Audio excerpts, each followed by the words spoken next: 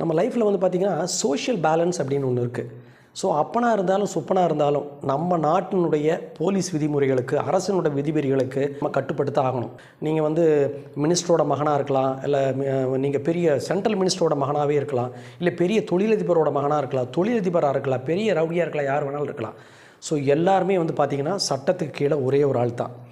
காஷ்மீர், லடாக் போன்ற பகுதிகளில் வந்து பார்த்திங்கன்னா பார்டர் செக்யூரிட்டி ஃபோர்ஸ் அப்படிங்கிறவங்க தான் வந்து அங்கே வந்து எல்லாத்தையுமே ரெகுலேட் பண்ணுவாங்க. காரணம் என்ன, it's high security terrain. Indian கவர்மெண்ட்டில் இருக்கக்கூடிய ஒரு முக்கியமான ஒரு விஷயம். அந்த இடத்துல வந்து பார்த்திங்கன்னா உங்களுக்கே நல்லா தெரியும், மழைக்காலங்களில் எப்போ லேண்ட்ஸ்லைட் ஆகுது, எப்போ ரோடு பிளாக்கேட் ஆகுது அப்படின்னே தெரியாது. ஸோ அதை ரெகுலேட் பண்ணி தான் அவங்க விடுவாங்க. இல்லைன்னா நிறைய நேச்சுரல் மிஸ்ஸேப் ஆகிறதுக்கான வாய்ப்பு இருக்குது. ஸோ அங்கே டூரிஸ்ட் போன ஸ்ருதி பதானா அப்படிங்கிற ஒரு சின்ன பொண்ணு வந்து பார்த்திங்கன்னா ரோடு பிளாக் பண்ணிட்டாங்க. உடனே சத்தம் போட்டு தன்னோட மொபைலில் சுற்றி இருக்கிறவங்களுக்கு முன்னாடி, நாங்கள்லாம் யார் தெரியுமா, நாங்கள் வந்து ஜென்சி, நீங்கள் எப்படி நினச்சோன்னே எங்களை வந்து நிறுத்துவீங்க, எப்படி நீங்கள் இவ்வளோ தூரம் எங்களை வெயிட் பண்ண வைக்கிறீங்கன்ட்டு காய்ச்சி மூச்சுன்னு கத்துனது மட்டும் இல்லாமல் அங்கே இருக்கிற இராணுவ வீரர்களை நாங்கள் கொடுக்குற டேக்ஸ் பேயில் தானே உங்களுக்கெல்லாம் சம்பளம் கொடுக்குறாங்க அப்படி இப்படின்னு ரொம்ப தரக்குறைவாக பேசியிருக்குது. ஜென்சி அப்படின்னா 2 கொம்பு முளைச்சிருச்சு அப்படின்னு காமிக்குதா? சொசைட்டியில் இப்படி பேசுகிற நீங்கள் நாளைக்கு எப்படி வந்து ஒரு கல்யாணம் பண்ணதுக்கப்புறம் ஒரு ஹஸ்பண்டோட ஒரு ஃபேமிலியோடு இருக்க போகிறீங்க? நாளைக்கு உங்களுக்கு இருக்கக்கூடிய உங்களை சுற்றி இருக்கிற மக்களோட நீங்கள் எப்படி டாலரேட் பண்ண போகிறீங்க? உங்களுக்கு என்ன மெச்சூரிட்டி இருக்குது? இப்போ இருக்கிற ஜென்சிக்கு இருக்க மிகப்பெரிய ப்ராப்ளமே என்னென்னா ட்ரெண்டிங் தான்.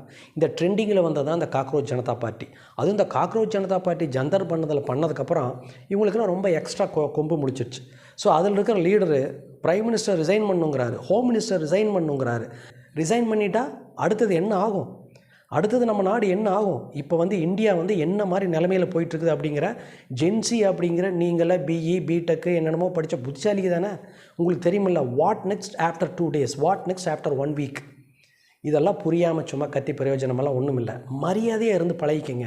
உங்கள் பேரண்டிங் வந்து எப்படி இருக்கும், நீங்களும் பின்னாடி ஒரு பேரண்ட்டாக போகிறீங்க, நீங்களும் நாளைக்கு உங்களுக்கு வந்து ஒரு வயசாக போகுது. இந்த மாதிரி ஒரு சோஷியல் பேலன்ஸ் இல்லாமல் ஒரு பொது இடத்துல வந்து கத்துறதுனால நீங்கள் மற்றவங்க முன்னாடி நீங்கள் ரொம்ப அசிங்கப்பட்டுட்டீங்க அப்படிங்கிறது வந்து புரிஞ்சுக்கணும். அது இப்போ லேட்டஸ்ட்டாக வந்து காக்ரோச் ஜனதா பார்ட்டி வந்தீங்கன்னா ஸ்கூல்ல எல்லாம் போய் ஆடிட் பண்ணுறாங்களாமா. ப்ரைவேட் ஸ்கூலில் வந்து ஃபீஸ் வாங்குறதை நீங்கள் நிறுத்திட முடியுமா? இன்றைக்கி ஊழலை நிறுத்திட முடியுமா? பிளண்டரிங் வெல்த்தை வந்து மக்களோட பீப்புள் டேக்ஸ் மணி வந்து எங்கெங்கெல்லாம் போயிட்டுருக்குது அப்படின்னு உடனே நீங்கள் கண்டுபிடிச்சிட முடியுமா? டைபிங் பிளண்டரிங் டேக்ஸ் மணி அப்படிங்கிறது வந்து பார்த்திங்கன்னா இட்ஸ் பிகம் கேன்சரஸ். அதனால் சாஃப்டாக போங்க. சும்மா ரொம்ப பிக்சரெல்லாம் வந்து காமிக்காதீங்க. நீங்கள் ஜென்சியாக இருந்தாலும் சரி, ஜென் ஆல்ஃபாவாக இருந்தாலும் சரி, you are a human being. அந்தந்த கண்ட்ரினோட லாவை வந்து நம்ம ஒபே பண்ணி தான் ஆகணும். ஒபே பண்ணலைன்னா சட்டம் எல்லாருக்கும் ஒரே பேர் தான் இல்லை. இது எல்லாருக்குமே வந்து பார்த்திங்கன்னா ஒரு ஐ ஓப்பனர் தான். ஜென்சி அப்படிங்கிறது வந்து பார்த்திங்கன்னா you are also a common people. சந்திப்போம்.